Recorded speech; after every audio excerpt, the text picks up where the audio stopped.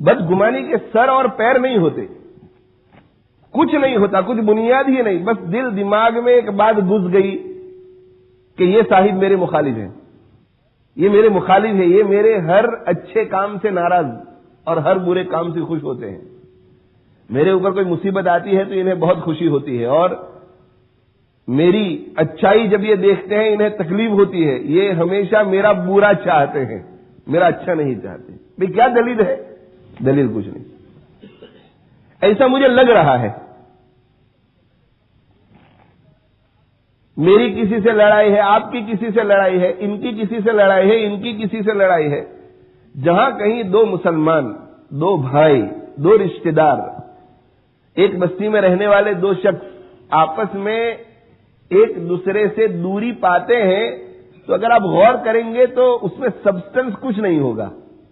اس جھگڑے کی بنیاد کچھ نہیں ہوگی سوائے بدگمانی کی، اور یہ بدگمانی شیطان کا بہت بڑا حربہ ہے، شیطان کا بہت بڑا ہتھیار ہے۔ میرے بھائیو یاد رکھو، کسی کے بارے میں جو بھی برا خیال ہمارے دل دماغ میں آتا ہے اور اس برے خیال کو ہم دل دماغ میں جگہ دیتے ہیں اور پھر مزید آگے اس کو لوگوں کے سامنے بیان بھی کرتے ہیں، تو قیامت کے دن اللہ جل جلالہ وعم نوالہ اس پر دلیل طلب فرمائیں گے، دلیل مانگیں گے کہ تم نے فلاں کے بارے میں یہ خیال اپنے دل میں جمایا تھا اور آگے دوسروں کے سامنے بیان بھی کیا تھا، اس پر دلیل کیا ہے؟ تم اسے چور سمجھتے تھے، چوری کی، اس کی دلیل کیا ہے تمہارے پاس؟ تم اسے بے نمازی سمجھتے تھے، وہ بے نمازی تھا، اس کی دلیل کیا ہے؟ ممکن ہے اسے کوئی خاص عذر ہو جس کی وجہ سے گھر میں پڑھ لیتا ہو، کسی مفتی سے رابطہ کیا ہوا ہو، شریعت نے اس کو اجازت دی ہو، ممکن ہے دوسری مسجد میں پڑھ لیتا ہو۔ بدگمانی سے ہماری شریعت نے ہمیں میرے بھائیوں بچایا، اور بدگمانی شیطان کا بہت بڑا ہتھیار۔ جو بدگمانی میں مبتلا کیا جاتا ہے شیطان کی طرف سے، وہ بروڈر پکچر کو نہیں دیکھتا، اس کا دماغ ڈائمینشنل نہیں ہوتا۔ اور دوسری بات یہ ہے کہ جہاں کہیں بدگمانی پیدا ہو جائے وہاں معاملے کو کلیئر کر لینا چاہیے دونوں کو بیٹھ کر، تاکہ شیطان کو راہ نہ ملے۔ اللہ کے نبی صلی اللہ علیہ وسلم نے ایک خیمے میں، بڑے خیمے میں سب انصار کو جمع کیا، اور انصار کو جمع کر کے آپ صلی اللہ علیہ وسلم نے ارشاد فرمایا کہ اے انصار کی جماعت، یہ کیا بات ہے جو مجھے تمہاری طرف سے پہنچ رہی ہے؟ آپ نے پوچھا کہ ذرا بتاؤ، کلیئر کر لیتے ہیں، ہم ایئر کو کلیئر کرنا چاہتے ہیں۔ اللہ کے نبی کو کیا ضرورت تھی میرے بھائیو؟ کوئی ضرورت نہیں تھی کہ کلیریفائی کرتے۔ اللہ کے نبی نے کلیریفائی اسی لیے کیا کہ اللہ کا نبی دنیا میں انسانوں کو جہنم سے بچانے کے لیے آتا ہے، اور اللہ کے نبی کو معلوم تھا کہ اگر یہ 5-25 اس بدگمانی میں مبتلا رہے تو میرا یا میری قوم کا کوئی نقصان نہیں کر سکیں گے، لیکن اپنا نقصان کریں گے، اور انہیں جہنم سے بچانا یہ میری ذمہ داری ہے۔ ما هذه المقالة التي بلغتني عنكم، یہ کیا خبر ہے جو مجھے تمہاری طرف سے پہنچ رہی ہے؟ تو انصار میں سے جو بڑے بڑے حضرات تھے وہ فوراً کھڑے ہو گئے، اس لیے کہ انہیں موقع کی نزاکت معلوم تھی کہ انصار کے بارے میں حضرت صلی اللہ علیہ وسلم کو کہیں تکبر پیدا نہ ہو جائے، ہمارے لیے بہت خطرناک ہوگا۔ تو بڑے بڑے لوگ کھڑے ہو گئے اور انہوں نے کہا اے اللہ کے نبی صلی اللہ علیہ وآلہ وسلم، مال غنیمت کے تقسیم کے سلسلے میں انصار کے کچھ افراد میں کچھ چیمی گوئیاں ہوئی ہیں، لیکن ہم آپ کو یقین دلاتے ہیں کہ ہم میں جو بڑے ہیں، سمجھدار ہیں اور لیڈر ٹائپ کے لوگ ہیں، ان کے کسی کے ذہن میں یہ بات نہیں آئی ہے، یہ ہمارے کچھ احلام، نو عمر بچے ہیں جن کے کانوں میں کسی شاطر آدمی نے یہ بات ڈال دی ہے تو ان کی زبان سے ایسی بات نکل گئی ہے۔ تو اللہ کے نبی صلی اللہ علیہ وآلہ وسلم نے ارشاد فرمایا کہ الم آتکم ذلالا فہداکم اللہ بی، الم آتکم ذلالا فہداکم اللہ بی، کیا میں تمہارے پاس اس حال میں نہیں آیا تھا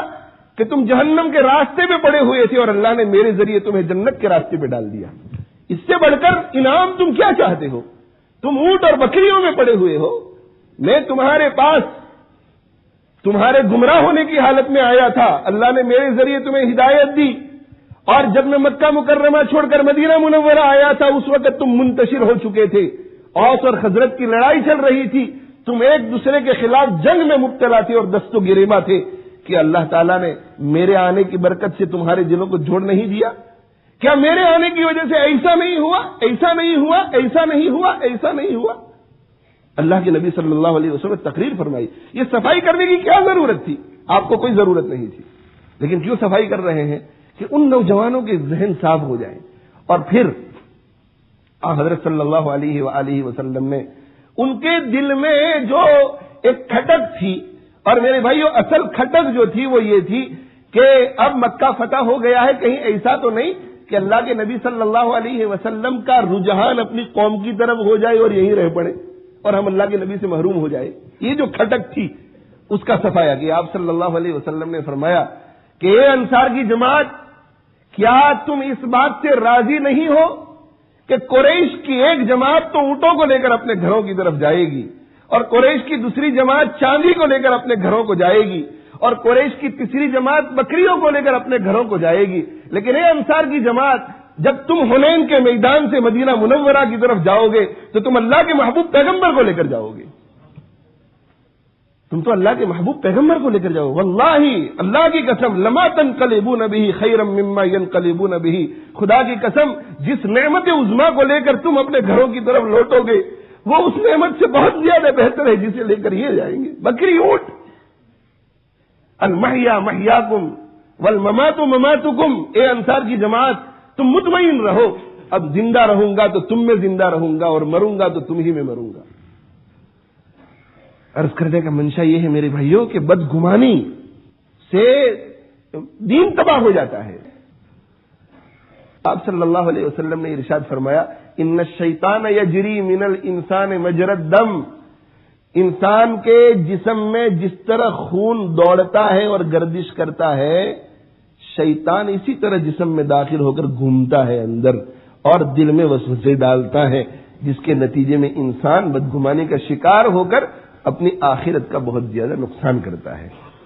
ہمارے اپنے آپس کے اس وقت جتنے بھی اختلافات یا جھگڑے ہیں ان سب کی بنیاد اگر دیکھو تو بدگمانی۔ اب ایک شخص جو ہے وہ گھر میں اپنی بیوی کے ساتھ لڑ کر بیچارہ آیا ہوگا تو اس کو ٹینشن اپنی بیوی کا ہے، اور راستے میں ہمیں مل گیا اور مسکرا کر ہمارے ساتھ بات نہیں کی تو ہم نے دل میں یہ بات جما لی کہ آنے مارا ہاتھ کہیں چھے، میں نے خبریں جو تھی کہ یہ ہمارو مخالف چھے۔ دو آدمی بات کر رہے ہیں وہاں کونے میں کھڑے ہو کر، اور ہم نماز پڑھ کر کے اٹھے، اب وہ ہماری طرف دیکھ رہے تھے، بات کر رہے تھے اپنی اور دیکھ رہے تھے ہمیں، بس ہمارے دل میں بات جم گئی کہ ہماری جو بات کرتا ہوتا۔ یاد رکھو یہ بدگمانی بہت بری چیز ہے، اس سے قومیں ٹوٹ جاتی ہیں۔ اور اگر کسی کے بارے میں ایسا خیال آ جائے کہ یہ میرے ساتھ ایسا کر رہا ہے یا اس نے میرے بارے میں ایسا کہا، کہو کہ بھائی ذرا آپ کے ساتھ تنہائی میں بیٹھنا ہے اور بیٹھ کر کے پوچھ لو کہ ہمیں آپ کے بارے میں خبر پہنچی ہے، صحیح ہے غلط ہے، پوچھ لو، اور جس کو پوچھا جائے وہ ناراض بھی نہ ہو۔ اس طرح سے میرے بھائیوں جو انتشار کی فضا قائم کرنے والے شر پسند لوگ ہیں وہ بھی ڈریں گے اور معاشرے کے اندر محبت کی فضا رہے گی۔ اللہ جل جلالہ وعم منوالہ ہم سب کو عمل کی توفیق عطا فرمائے اور اللہ تعالی ہم سب کو بدگمانیوں سے بچائے۔